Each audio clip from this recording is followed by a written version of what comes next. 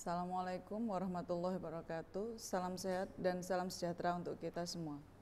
Dalam rangka memenuhi pelaksanaan bantuan pendanaan program pembelajaran kolaboratif yang berorientasi pada penelitian dan pengabdian pada masyarakat, Direktorat Jenderal Pendidikan Tinggi Riset dan Teknologi, izinkan saya Ratna Ekasari dari Universitas Ma'arif Hasyim Latif Sidoarjo akan mempresentasikan proposal penelitian kami dengan judul Analisis Komparatif Perencanaan Strategis terhadap stratifikasi dan eksekutif melalui program MBKM. Untuk mencari perumusan perencanaan strategis di antara perguruan tinggi dan menyelidiki prosedur perencanaan, kepemimpinan, pelaksanaan dan proses penilaian, maka diperlukan jawaban dari pertanyaan penelitian secara khusus sebagai berikut. 1. Dalam proses merumuskan, melaksanakan, dan mengevaluasi rencana strategis, apakah ada perbedaan antar universitas di berbagai program studi? Apa perbedaannya? Yang kedua, rumusan masalah kami adalah jika terdapat perbedaan, apa faktor utama yang menyebabkan dan apa implikasi dari perbedaan tersebut? Tinjauan pustaka kami ada dua, yaitu diferensiasi perguruan tinggi di Indonesia dan perencanaan strategis dan sikap eksekutif pada masing-masing perguruan tinggi. Pengumpulan data kami dilakukan melalui kuesioner dengan populasi institusi perguruan tinggi swasta di Jawa Timur dan Jawa Barat. Sampelnya adalah perguruan tinggi swasta di Jawa Timur dan Jawa Barat dengan penerapan atau perencanaan konsep MBKM. Pengumpulan data kami akan dilakukan melalui survei dengan kuesioner yang akan kami buat, sehingga kami akan mengetahui dampak dan analisis komparatif perencanaan strategis terhadap stratifikasi dan eksekutif melalui program MBKM. Sekian presentasi dari kami, kurang lebihnya kami mohon maaf. Assalamualaikum warahmatullahi wabarakatuh.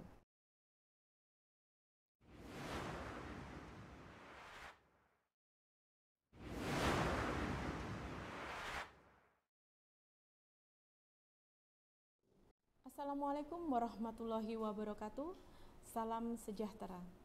Kami akan mengajukan proposal program pembelajaran kolaboratif yang berorientasi pada penelitian dan pengabdian masyarakat dengan judul Implementasi Model Deradikalisme Hebat melalui Cloud System, yaitu sistem langitan dan gadget.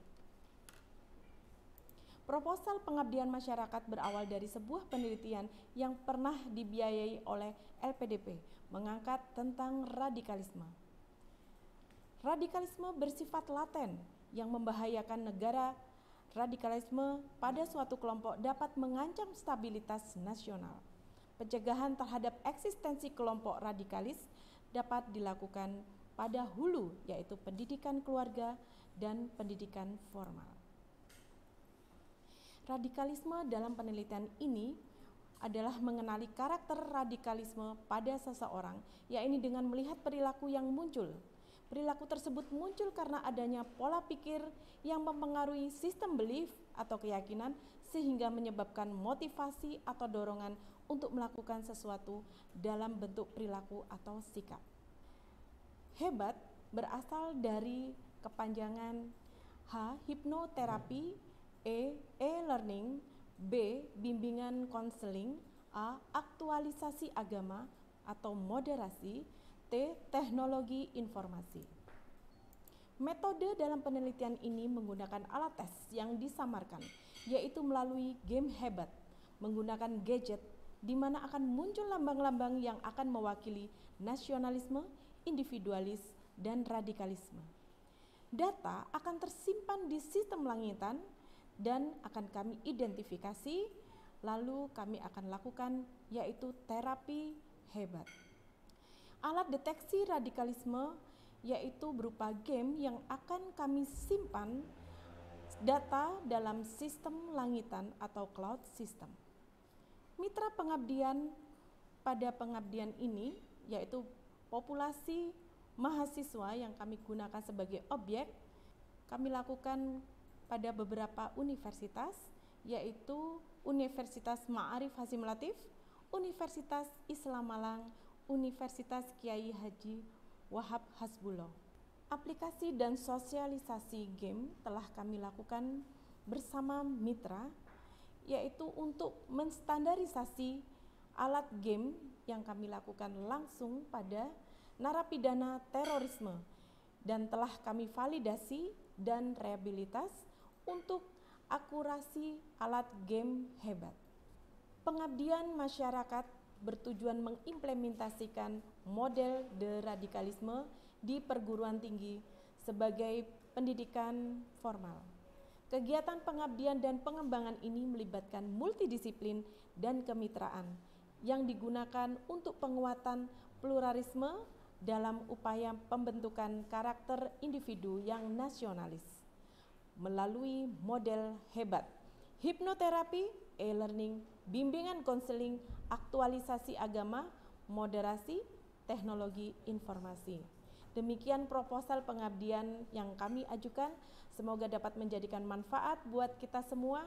Akhirul kata wabillahi taufik wal hidayah. Wassalamualaikum warahmatullahi wabarakatuh.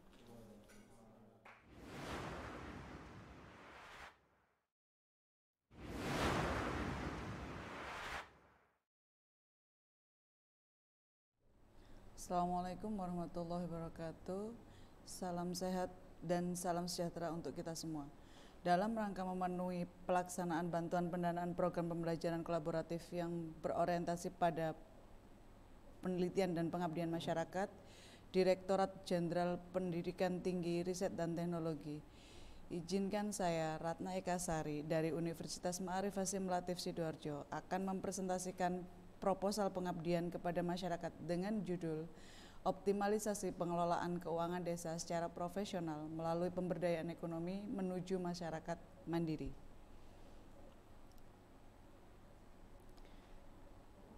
Permasalahan mitra.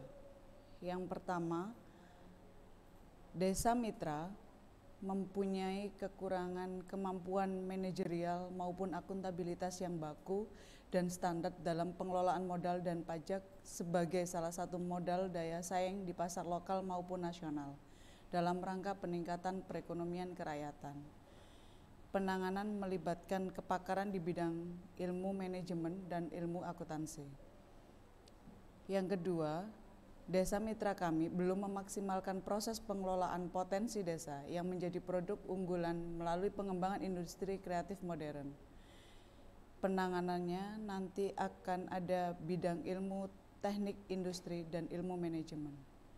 Permasalahan mitra yang ketiga adalah pemberian bekal keterampilan kepada masyarakat sebagai bentuk pemberdayaan dalam mengelola potensi desa yang struktur dan terencana, salah satunya melalui BUMDes yang pengelolaannya secara mandiri menuju masyarakat yang sejahtera. Penanganannya melibatkan kepakaran di bidang ilmu manajemen, ilmu hukum, dan ilmu teknik industri. Solusi dari permasalahan yang dialami oleh desa mitra. Yang pertama, kami akan melakukan penyuluhan dalam penyusunan laporan keuangan dan perhitungan perpajakan. Yang kedua, kami akan melakukan penyuluhan pemberdayaan ekonomi untuk mengoptimalkan potensi desa menuju masyarakat yang mandiri. Yang ketiga, kami akan melakukan penyuluhan pemberdayaan ekonomi dengan para pelaku UMKM dan pengelola BUMDes pada desa mitra. Metode pelaksanaan yang kami lakukan yang pertama adalah dengan melakukan pengabdian pada desa mitra dengan penyuluhan dan pendampingan tentang pencatatan laporan keuangan dan perpajakan. Yang kedua, kegiatan kami pada desa mitra dengan melakukan pendampingan warga desa untuk mengoptimalkan potensi desa menuju masyarakat desa yang mandiri. Yang ketiga, pemanfaatan program kerja pada BUMDes untuk mengoptimalkan pemakaian dana desa dalam pemberdayaan ekonomi masyarakat yang mandiri. Keterkaitan dengan MBKM pada pelaksanaan pengabdian pada masyarakat yang akan kami lakukan adalah pada prodi S1 akuntansi, pada mata kuliah akuntansi publik dan akuntansi pemerintahan. Pada prodi atau program studi S1 manajemen, mata kuliah MSDM, ekonomi pembangunan dan manajemen UMKM. Pada S1 teknik industri pada mata kuliah kewirausahaan. Dan pada S1 hukum pada mata kuliah hukum bisnis. Penyuluhan dan pendampingan desa mitra dilakukan di Desa Ponokawan yang merupakan desa mitra kami yang berlokasi di wilayah Kecamatan Krian, Kabupaten Sidoarjo. Desa Ponokawan memiliki potensi yang sangat bagus menjadi desa wisata dan masyarakatnya bisa dioptimalisasi, dilakukan pemberdayaan ekonomi yang akhirnya bisa menuju masyarakat yang mandiri. Terima kasih. Assalamualaikum warahmatullahi wabarakatuh.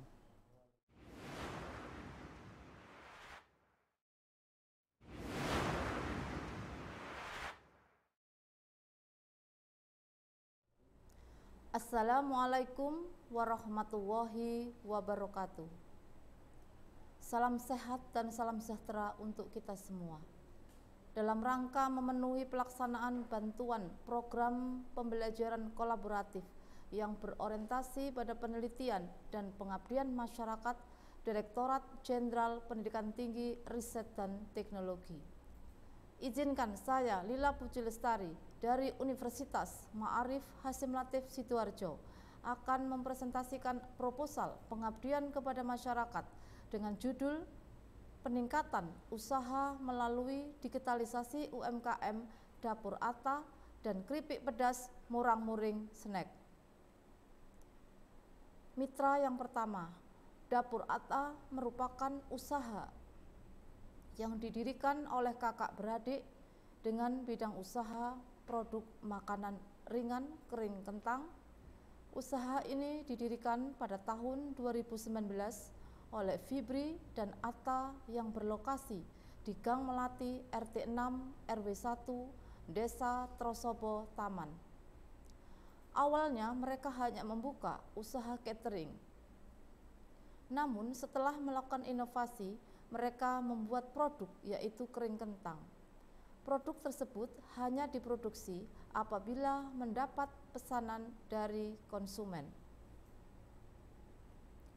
Profil dan legalitas mitra yang pertama, nama usaha Dapur Atta, badan usaha perseorangan, bidang usaha kering kentang, jumlah pegawai 1 orang, tahun berdiri 2019, pemasaran hanya di sekitar lokasi produksi, legalitas usaha NIB, SIUP, PIRT, TDP, dan IUMK dengan omset 8 juta rupiah.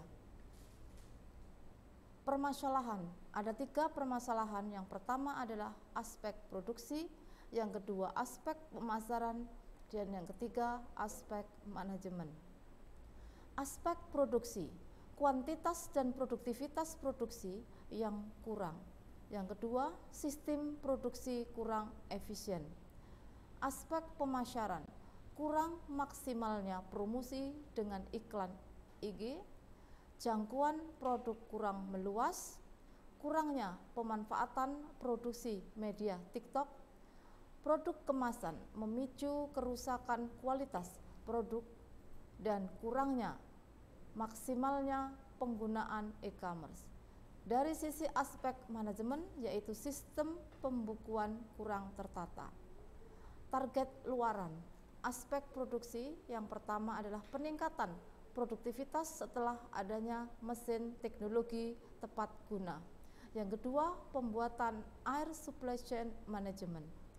Dari aspek pemasaran, yang pertama, pembuatan account dan peningkatan pemahaman tentang IG Ads dan prosedurnya. Yang kedua, pembuatan akun bisnis TikTok serta peningkatan pemahaman TikTok Ads. Yang ketiga, penggunaan packaging yang telah di-upgrade, dan yang terakhir adalah pembuatan akun Shopee. Dari aspek manajemen, peningkatan pemahaman mitra tentang standar pembukuan yang telah diupdate.